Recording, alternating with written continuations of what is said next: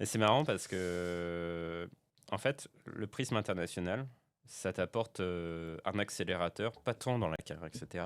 Certes, c'est un impact, mais surtout dans la manière dont tu peux avoir de l'empathie pour tes utilisateurs et la compréhension. Parce qu'en fait, toi, tu es un peu désarçonné parce que tu dois focus plus sur ce qu'attendent les gens, leur compréhension.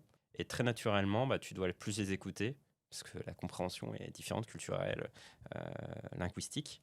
Et ça, je pense que c'est une force, pas seulement parce que tu as été dans différents environnements, une force vraiment dans le produit parce que tu arrives à être plus en pâte assez naturellement avec les utilisateurs. Voilà.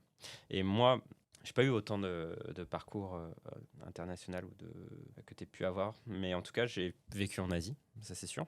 Et ce qui est trop drôle dans mon parcours, alors je vais pas faire tout le détail, mais pourquoi j'ai atterri en Asie, c'est un ancien de Criteo un ancien des patrons de Criteo qui m'a identifié lors d'une soirée en Asie.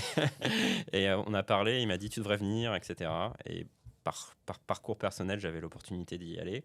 Et du coup j'ai travaillé là-bas, j'ai travaillé pour une startup. Alors ce qui est très drôle, c'est que en gros, donc je travaillais en conseil avant. Et là, je suis parti en Asie dans une fintech. En Asie, dans un pays plutôt en voie de développement, c'est pas forcément le terme qu'on utilise aujourd'hui, mais ça donne un peu l'idée, qui est les Philippines, donc qui n'est pas les pays les plus développés en Asie en termes technologiques et économiques.